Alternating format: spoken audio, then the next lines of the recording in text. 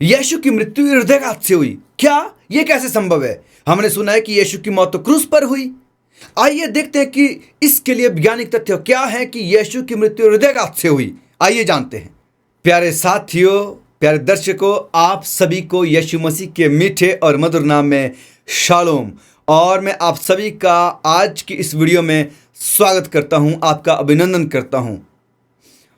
मैं आपका धन्यवादित हूं कि आप बड़ी बेसब्री से हमारी इन वीडियो का इंतजार करते हैं, जहां पर हम निरंतर एक नए सवाल पर चर्चा करते हैं और जानते हैं कि परमेश्वर का वचन उस विषय में क्या कहता है। हम और गहराई से अध्ययन करने के लिए आगे बढ़ते हैं और आज एक और फिर से हम यहाँ पर हाजिर हैं आपके लिए एक नया सवाल लेकर। जिस तरह से मैंने आपसे पिछली वीडियो में कहा था कि हम एक ऐसे विषय पर बातचीत करने जा रहे हैं जिसके दो भाग हैं, और वो ये कि यीशु क्रूस पर जब यीशु चढ़े, जब उनको चढ़ाया गया क्रूस पर, तो वो जो सारी उनकी जो शारीरिक जो प्रक्रियाएं थी उसका क्या अनुभव रहा। यानी कि क्रूस पर चढ़ने और उससे पहले इन सारी प्रक्रियाओं का जो शारीरिक रूप से थी, इसका यीशु मसीह ने क्या अनुभव किया, उसके ऊपर जो हम बातचीत कर रहे हैं।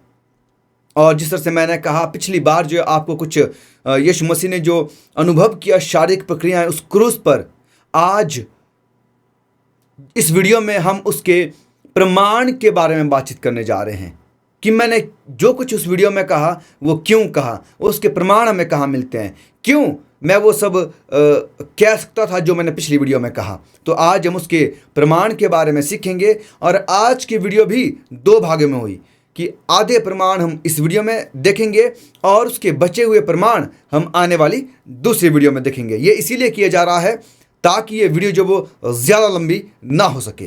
तो चलिए आज के सवाल में आगे बढ़ते हैं और जानते हैं कि आज के सवाल के लिए प्रमाण हम कहाँ से ढूंढ सकते हैं। और जिस तरह से आपने शुरू में सुना कि हम यीशु मसीह के क्रूस पर चढ़ने या उनकी मृत्यु के विषय में जो वो कुछ वैज्ञानिक तथ्यों के बारे में बातचीत करने जा रहे हैं कि वैज्ञान इस बारे में क्या कहता है कि यीशु मसीह ने जो क्रूस की मौत सही, वो आखिरकार उसका जो मंजर है, उसका जो अनुभव है, वो कैसा रहा होगा, क्या दृश्य रहा होगा, कैसा यीशु मसीह ने महसूस किया होगा, उसके बारे में हम बातचीत करने जा रहे हैं। तो चलिए आगे बढ़ते हैं और आज इस वीडियो के ज़रिए से हम उस अनुभव को महसूस करने की कोशिश करते हैं जो यीशु मसीह ने उस क्रूस पर जो महसूस किया। तो और ये जो प्रमाण लिया गया है, ये हमने प्राप्त किया है the science of the crucifixion. Hindi में है ये क्रूस पर चढ़ाए जाने का विज्ञान। और ये जो है कैहलिन श्रीयर द्वारा, जिन्होंने पीएचडी की इस विषय में, उन्होंने जो वो टेलीफिल्म द्वारा इसको अनुकूलित किया गया है। तो यहाँ से हम, आप स्क्रीन में भी देख सकते हैं, यहाँ से हम जो है इसे प्राप्त कर रहे हैं, इस वैज्ञानिक तथ्य को जिसके बारे में हम बातचीत करने जा रहे हैं। तो चलिए आगे बढ़ते हैं और कुछ और जो सामान्य संसाधन है इसके, वो मैं आपको, जो रिसोर्सेज हैं वो आपको इस वीडियो के अंत में भी बताऊंगा। तो चलिए आगे बढ़ते हैं और देखते हैं कि क्या वैज्ञानिक तथ्य होंगे जो यीशु मसीह ने उस क्रूस पर अनुभव किए, जो शारीरिक प्रक्रियाएं उनके साथ वहां पर हुई। चलिए जानते हैं। हर साल जीव विज्ञान और रसायन विज्ञान जो विभाग है, जो अजूसा पैसिफिक यूनिवर्सिटी में सहयोगी प्राध्यापक हैं, यानी कि एसोसिएट प्रोफेसर हैं, जिनका नाम है कैहलिन श्रीयर, जिन्होंने पीएचडी की है, वो यीशु मसीह के क्रूस पर चढ़ने के विज्ञान पर एक विशेष व्याख्यान प्रस्तुत करते हैं। वो बताते हैं कि यीशु मसीह जब क्रूस पर चढ़े तो उनका जो विज्ञान है, जो साइंस है, उसके बारे में जो वो बातचीत करने जा रहे हैं, वो बताते हैं वो क्रूस पर चढ़ाए गए एक विशिष्ट पीड़ित की शारीरिक प्रक्रियाओं का विवरण देते हैं। वो यहाँ पर बताने जा रहे हैं कि जो क्रूस पर चढ़ाए जाते हैं जो पीड़ित, उनकी शारीरिक प्रक्रियाएं कैसी होती है, क्या उनका अनुभव रहता है, उसके विषय में वो बताने जा रहे हैं। और अपने छात्रों को क्रूस पर मसीह की मृत्यु को नई समझ के साथ जो वो सिखाना चाहते हैं। वो चाहते हैं कि एक नई समझ के साथ वो छात्र ये देखें कि यीशु मसीह का जो मौत का अनुभव था, क्रूस का जो अनुभव था, वो कैसा रहा होगा। और ये आपके और मेरे लिए भी एक बड़ी ख़ास और विशेष बात होने जा रही है कि आखिरकार कैसा उनका अनुभव रहा होगा। हमने पिछली वीडियो में भी सीखा है, पर मैं इस वक्त आपके साथ उसको और डिटेल में और विवरण में और प्रमाण के साथ आपके साथ बातचीत करने जा रहा हूँ। तो इस दृश्य में सटीक घटनाएं यीशु के विशिष्ट मामले में नहीं घटी होंगी। जो इसमें जो असवीकरण किया जा रहा है वो ये है कि जो भी बात की जा रही है वो ज़रूरी नहीं है कि यीशु मसीह के ही मामले में वैसा हुआ होगा, लेकिन यह विवरण हमें समय अवधि के दौरान उपयोग की जाने वाली जो क्रूस दिया जाता था और क्रूस पर चढ़ाया जाता था, उस समय में शारीरिक प्रक्रियाएं क्या होगी, उसके ऐतिहासिक जो दस्तावेजीकरण है उसके बारे में जो ये बताता है, उस पर ये आधारित है।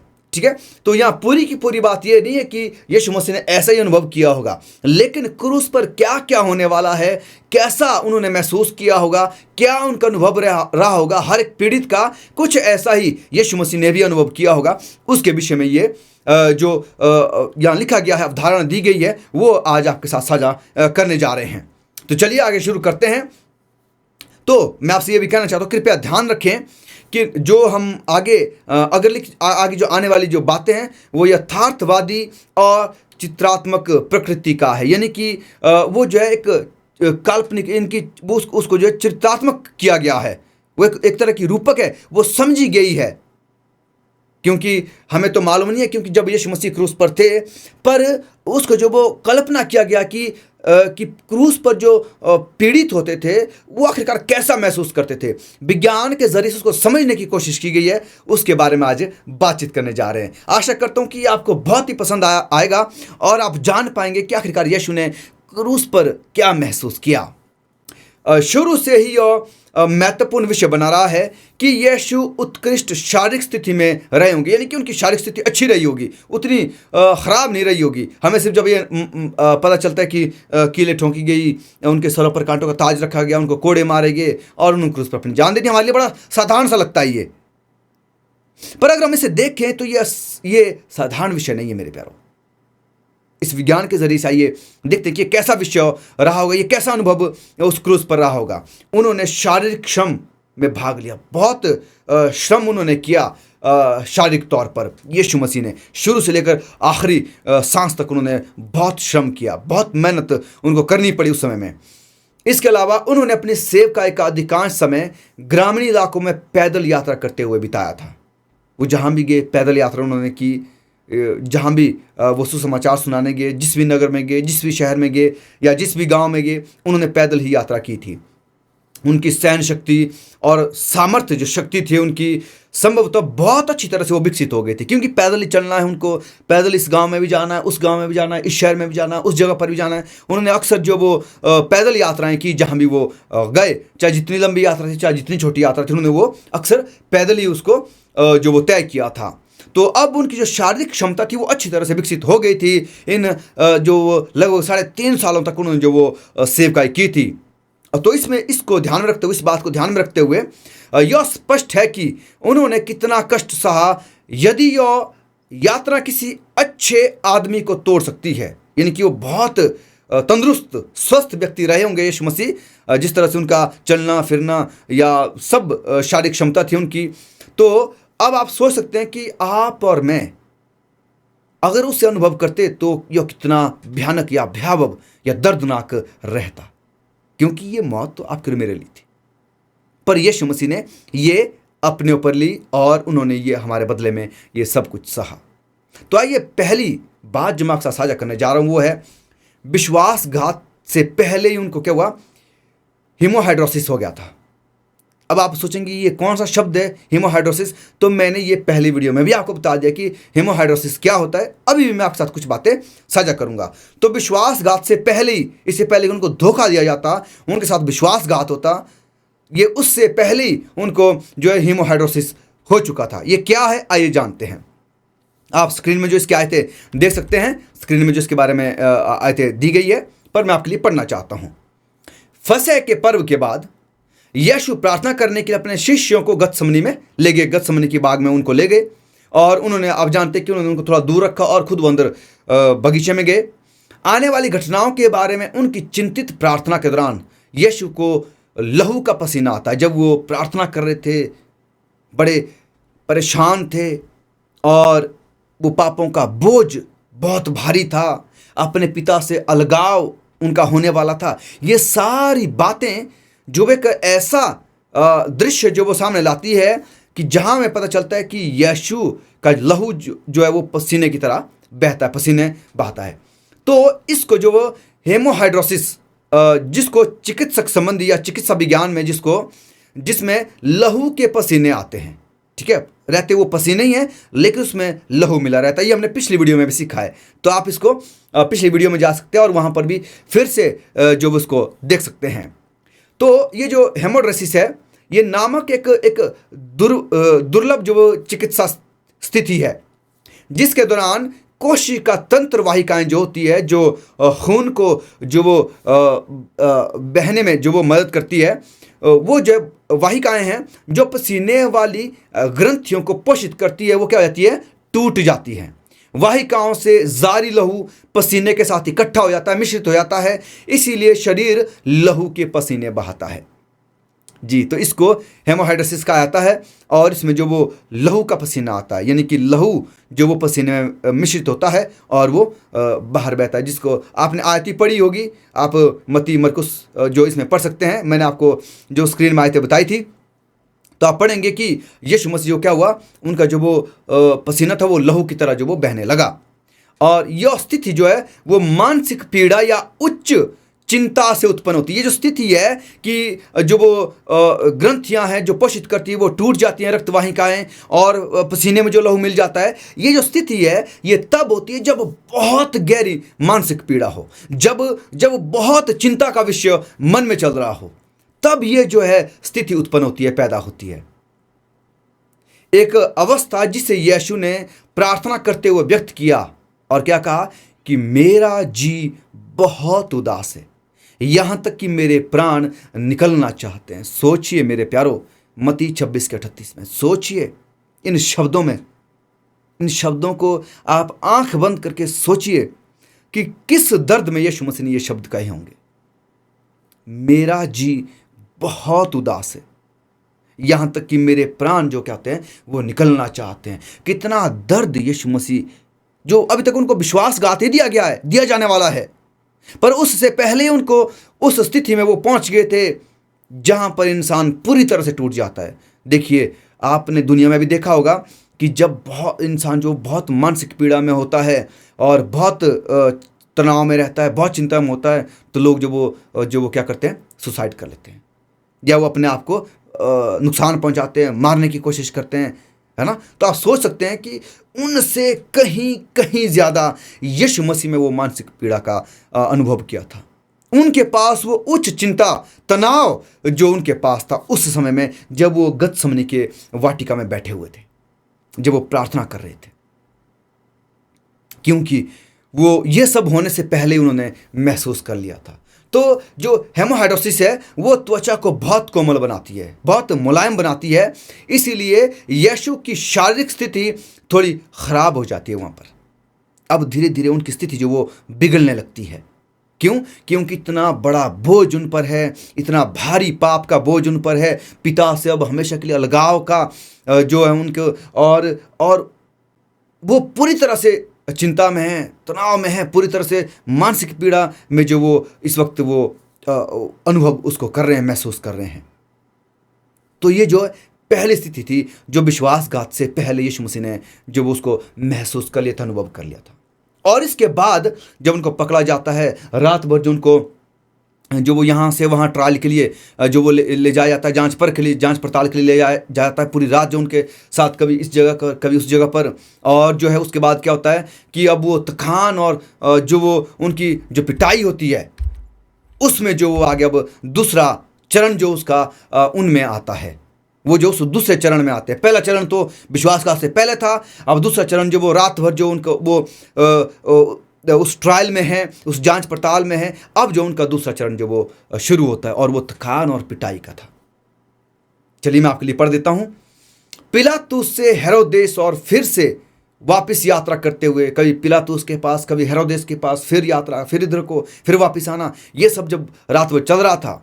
यीशु मसीह लगभग 2.5 मील, लगभग 4 किलोमीटर की यात्रा जो वो करते हैं इस दौरान रात भर में। वे सोए नहीं थे पूरी रात, उनका मजाक उड़ाया गया था, उन्हें पीटा गया था, उनके मुंह पर थूका गया था, उनके कपड़े फाड़ दिए गए थे। और इसके अलावा जो हेमोहाइड्रोसिस है ने उनकी तमंचा को जिसको जिसको उन्होंने कोमल कर दिया था, बहुत मुलायम कर दिया था, उससे क्या हो गया कि उनकी शारीरिक स्थिति और भी ज़्यादा बिगड़ती चली जाती है। सोचिए मेरे प्यारो कि जिसने इस पर रिसर्च की है,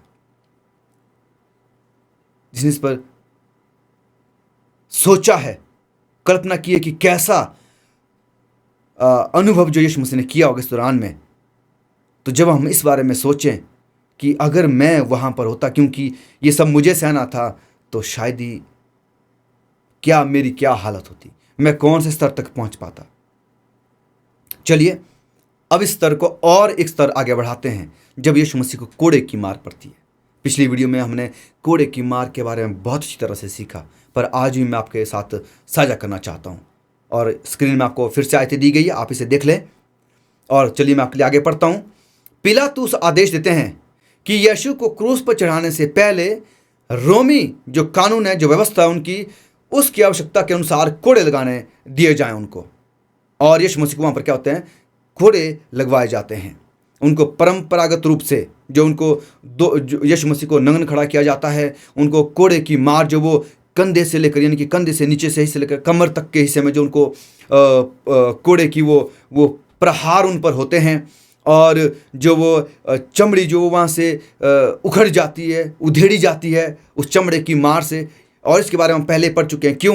क्योंकि वो जो कोड़ा था वो बनाया कुछ ऐसे तरीके से था कि उसमें 7 पट्टियों में आगे वो विभाजित है, उसमें हड्डियां लगी गई, उसमें धातु की गेंदें जो वो लगी हुई हैं, और जब बड़ी ज़ोर से वो पहलवान, जिसको दानव, बड़ा जाइंट इंसान, जब अपने पूरे ज़ोर से मारता रोमी सैनिक, तो मेरे प्यारों वो ऐसा पड़ता कि वहाँ से चमड़ी भी जो है, क्योंकि पहले उनकी त्वचा जो वो कोमल हो चुकी है, और जब एक के बाद एक कोड़ा उन पर पड़ता जाता, तो वो चमड़ी को जो पास से अपने साथ लेकर आता।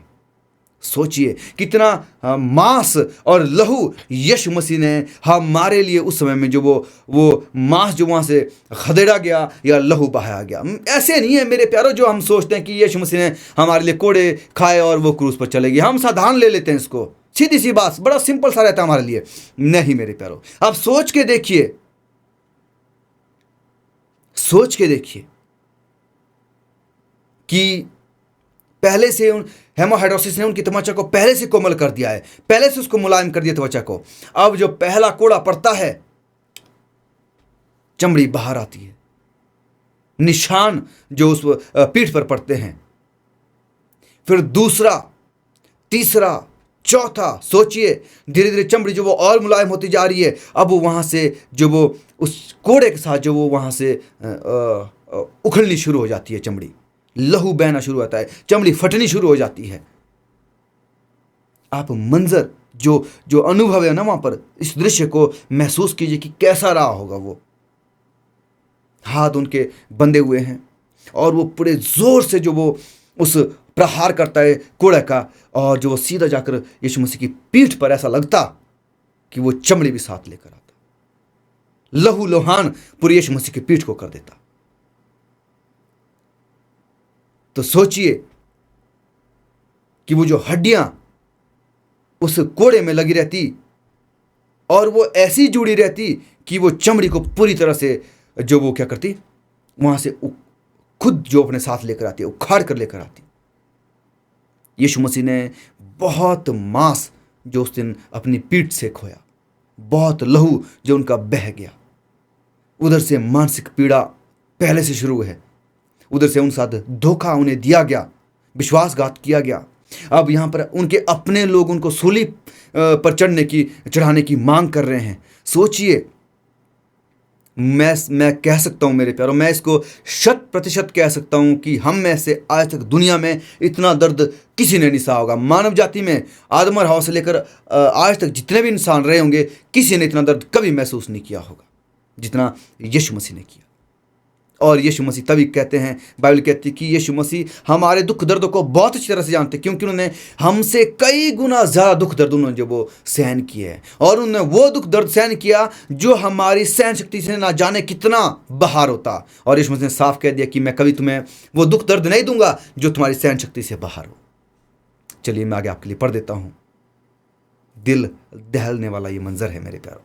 यह अनुभव आपके दिल जो पूरी तरह से धरा देगा। जब हड्डी यीशु की त्वचा के साथ संपर्क बनाती, उनकी मांसपेशियों को वो कुरेद देता, पूरी तरह से कुरेदता उन मांसपेशियों को। वो बाहर आ जाती, मांस के टुकड़े वो अपने साथ लेकर आता, चाबुक जो कोड़ा था वो साथ लेकर आता। और धीरे धीरे अब यीशु मसीह के पीठ में जो चमड़ी के बाद जो अंदर की मांसपेशियां, और धीरे धीरे मुझे लगता है कि अंदर का जो हिस्सा वो भी दिखना शुरू हो जाता। अच्छा, आप महसूस कीजिए कि जब आपको किसी जगह पर चोट लगती है, अगर फिर से उस जगह पर चोट लगे तो कितना दर्द रहता है। यीशु मसीह को तो एक के बाद वहीं पर चोट लगती गई। जब हड्डी यीशु की त्वचा के साथ संपर्क बनाती तो वहां से वो मांसपेशियों को कुरेदता, मांस के टुकड़ों को वो साथ लेकर आता, और निरंतर जो वो यीशु की पीठ पर जो वो अंदर का हिस्सा दिखता चला जाता। जब भी वो कोड़ा यीशु की पीठ पर पूरी जोर से पड़ता तो मेरे प्यारों, सोचिए कि कितना दर्द यीशु मसीह ने सहा होगा। आप देखें कि जब आपको कभी चोट लगती है, अगर फिर से उस पर चोट लग जाए तो कितना दर्द हमें जो महसूस होता है। तो यीशु मसीह के पीठ पर तो एक के बाद एक 39 कोड़े पड़े। तो सोचिए कि कितना दर्द यीशु मसीह ने सहा होगा। उसी चोट पर फिर से चोट लग रही है, उसी चोट पर फिर से प्रहार जोर का किया जा रहा है। शायद मैं कल्पना भी नहीं कर सकता कि कितना दर्द यीशु मसीह ने, मेरे प्यारों, सिर्फ आपके और मेरे उद्धार के लिए इतना प्यार यीशु मसीह हमसे करते हैं। हम सिर्फ कह देते हैं कि यीशु मसीह हमसे बहुत प्यार करते हैं, और जब हम कल्पना करें तो शायद हम कल्पना भी नहीं कर सकते हैं। यहाँ पर मैं इस वैज्ञानिक तथ्य के जरिए से मैं आपके सामने यही बात रखना चाहता हूँ कि हम कल्पना करें यीशु मसीह के उस दर्द का जो उन्होंने सच में हमारे लिए सहा। और वो कोड़ा निशान पर निशान यीशु मसीह की पीठ पर छोड़ता चला जाता। इस स्थिति के कारण यीशु मसीह ने बहुत सारा लहू वो हो दिया, मांस जो वो उनका झड़ गया, निकल गया उनकी पीठ से बहुत सारा। और निरंतर वो जो है दर्द में, जो वो अपने शारीरिक दर्द जो उनकी वो निरंतर बढ़ती जा रही है। इधर से मानसिक पीड़ा है, और इतना ही नहीं, उनके सरों पर जो कांटों का ताज है वो दबाया गया था। सोचे, और जिसके कारण उनका क्या होता है, इन सारी परिस्थितियों के कारण क्या होता है कि उनका रक्तचाप जो वो गिर जाता है। ये साइंस कहती, क्यों? क्योंकि वो जानते हैं कि रक्तचाप जो वो किन परिस्थितियों में गिरता है, कैसे गिर सकता है। और इस तरह से जो वो ये जो हमने प्रमाण लिए हैं, वो जो इस तरह से हेलेन शिलर जो इस तरह से कहते हैं। और क्या हो गया कि इस कारण से जैसे उनका रक्तचाप गिर जाता है, क्या होता है कि वो आघात में पड़ जाते हैं, वो उन्हें आघात में डाल देता है रक्तचाप गिरना। और मानव शरीर लहू की मात्रा कम होने के कारण असंतुलन को दूर करने का प्रयास करता है कि वो असंतुलित ना हो जाए। और इससे क्या होता है कि इसीलिए यीशु की प्यास उनके शरीर की उसकी पीड़ा के लिए स्वाभाविक प्रतिक्रिया थी। कि क्या होता है कि ये सब लहू बहने से, मांस का जो वो उसके कुरेदने से क्या होता है कि उनकी प्यास जो वो बढ़ जाती है। तो यदि वो पानी पीते तो उनकी रक्त की मात्रा बढ़ जाती। पर आप जानते हैं कि क्रूस पर क्या हुआ, उनके लिए पीने को पानी नहीं दिया गया, सिरका दिया गया उन्हें। हम अच्छी तरह से जानते हैं सुसमाचार की पुस्तक जो वो क्या कहती है। चलिए मैं आपके लिए आगे पढ़ देता हूँ।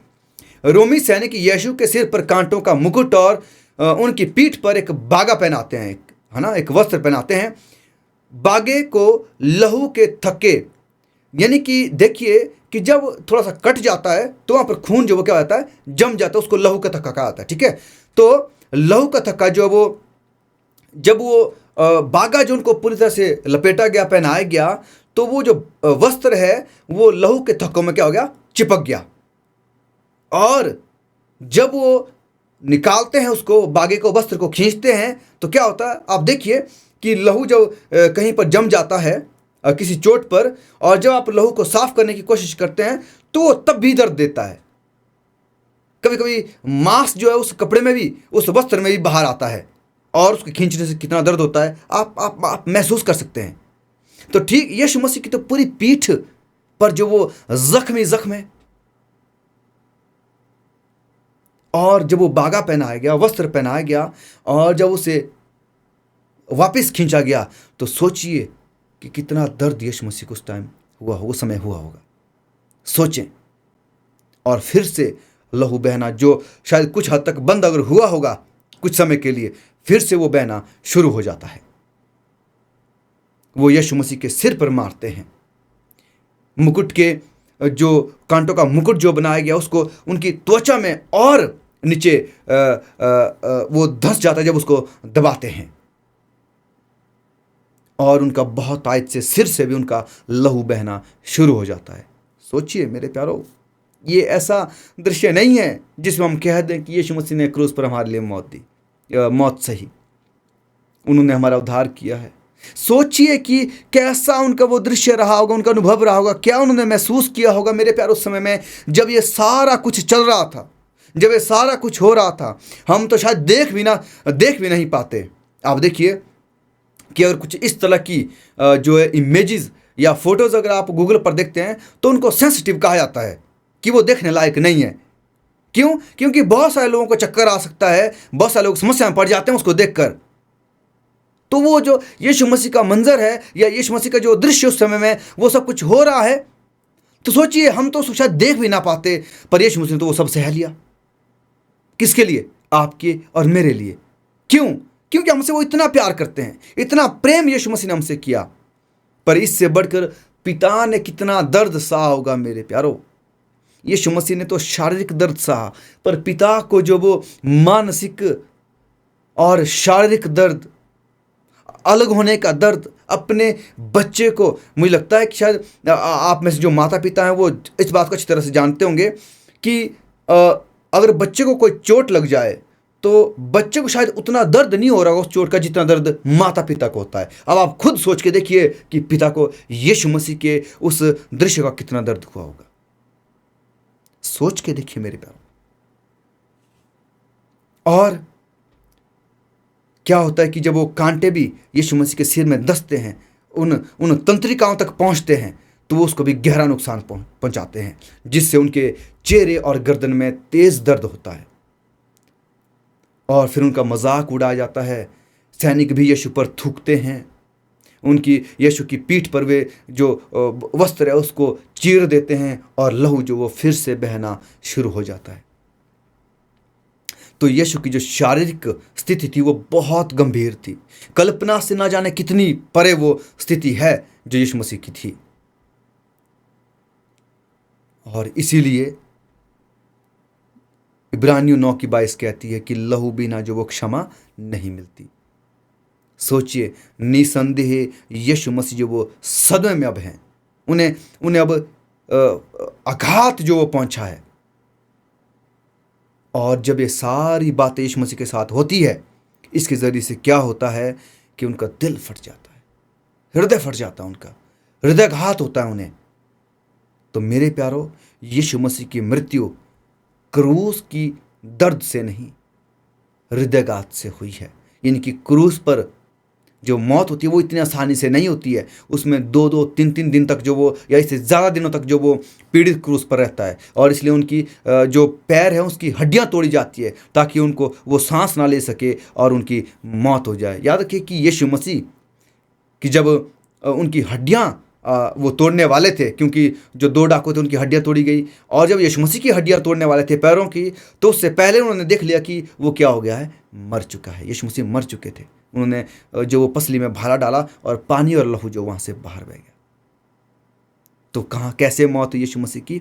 उस हृदयघात से। इन सब से जो वो मैं कहूँगा हार्ट अटैक या कार्डियक अरेस्ट जिसको हम वैज्ञानिक में बोलते हैं, हृदय का जो रुकना है या हृदयघात जो है वो उन्हें हुआ, और उससे क्या होगी, उनकी मृत्यु हो गई। मेरे प्यारों, ये बिल्कुल भी आसान या साधारण नहीं है शब्दों में जितना कहना। नहीं, ये इससे कहीं ज़्यादा, हमारी सोच से भी जितना गहरा आप सोच सकते हैं, आप सोचिए, उससे कहीं ज़्यादा यीशु मसीह ने सहा मेरे प्यारों। और जहाँ हमने जो वो डिस्क्रिप्शन में जो आपको और भी जो प्रमाण दिए गए हैं सामान्य संसाधन में आप दे सकते हैं, डेविड सी ट्रूमैन जो the crucifixion of Jesus Arizona medicine, ये जो यहाँ पर दिया गया है आपको, उदाहरण जो दिया गया है या प्रमाण जो दिया गया है आप इसमें देख सकते हैं। तो यहाँ पर जो ये सारी बातें लिखी गई है आप इन्हें यहाँ पर जाकर पढ़ सकते हैं, देख सकते हैं कि जो बात मैं आपके साथ साझा कर रहा हूँ वो कितनी सत्य है। ये एक डॉक्टर के द्वारा, एक वैज्ञानिक के द्वारा जो इनको देखा गया है, इनको दृश्य में लाया गया है कि क्रूस की मृत्यु कैसी रही होगी। मेरे प्यारों, आज हम यीशु मसीह के उस दर्द को सहन कर सकें, समझें, महसूस करें कि यीशु मसीह ने आपके मेरे लिए कितना दर्द सहा, कितना पीड़ा उन्होंने आपके मेरे लिए सही। शारीरिक, मानसिक, आत्मिक, हर तरह से, सामाजिक, हर पीड़ा में, भावनात्मक पीड़ा में वो पड़े रहे। इतना प्रेम यीशु मसीह आपसे मुझसे करते। दुनिया में और कोई नहीं है जो आपसे इतना प्रेम करता है। सिर्फ और सिर्फ हमारे जो सच्चे और जीवते परमेश्वर, हमारे जो उद्धार करता यीशु मसीह है, वो हमसे इतना प्रेम करते हैं। मेरे प्यारों, हम बदले में क्या करते हैं? आज हम सोचें कि मैं बदले में यीशु मसीह से प्रेम करता हूँ या नहीं करता हूँ। अभी ये सोचने का समय है। और अभी के बाद हम यीशु मसीह के साथ अपने संबंध को और गहरा, जो आपके लिए इतना कुछ करता है, आप बदले में उसके लिए बहुत कुछ करने के लिए की इच्छा रखते हैं। जी हाँ, और अब हम उस इच्छा को जाहिर करें। और परमेश्वर हमसे सिर्फ यही चाहते हैं, यीशु मसीह हम सिर्फ यही चाहते हैं कि हम पूर्ण विश्वास यीशु मसीह पर करें और उनसे दुआएं करें, उनसे प्रार्थना करें, उनका वचन पढ़े और जैसा कलाम कहता है, जैसी बाइबल कहती है, उसके अनुसार अपना जीवन जिएं। बस यही यीशु मसीह हमसे चाहते हैं, बस यही हमसे चाहते हैं। हम वो वफादारी वाला जीवन और सच्चाई वाला जीवन यीशु मसीह के साथ जिएं, ये हमसे चाहते हैं यीशु मसीह। और मैं आशा करता हूँ कि आप इस वीडियो की ज़रिए से बहुत आशीषित हुए होंगे। अगर आप आशीषित हुए हैं तो ज़रूर इसे दूसरों के साथ साझा करें ताकि वो भी आपकी तरह आशीषित हो सकें। जिसे आपको लगता है कि मेरे इस अजीज़ को इस वीडियो को देखने की ज़रूरत है, तो ज़रूर उनके साथ इसे ज़रूर साझा करें ताकि वो भी आशीषित हो सके और लोग जान सके कि यीशु मसीह की जो पीड़ा है क्रूस पर, वो उसका अनुभव कैसा रहा होगा, क्या महसूस यीशु मसीह ने उस क्रूस पर किया होगा।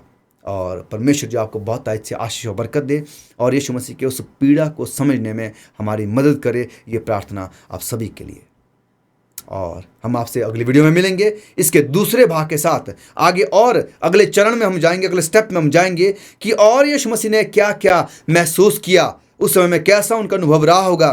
केवल यही नहीं कि विश्वासघात से पहले उनके साथ क्या हुआ, या कोड़े मारने के या थकान और पिटाई के कारण उनके साथ क्या हुआ, कोड़े मारने से उनके साथ क्या हुआ। पर अभी हमने और से देखना आगे, वो हम आने वाली वीडियो में देखेंगे कि और उनके साथ क्या हुआ। तो भाग 2 का आप इंतज़ार करें और उसमें और आगे जो हम चरणों को देखेंगे कि उनके साथ क्या क्या महसूस उन्होंने क्रूस की जो क्रूस की यात्रा थी, क्रूस पर चढ़ने की जो यात्रा थी, उस समय उन्होंने और क्या महसूस किया। तब तक के लिए परमेश्वर आपको इस दर्द को, इस पीड़ा को समझने में मदद करे। आमीन।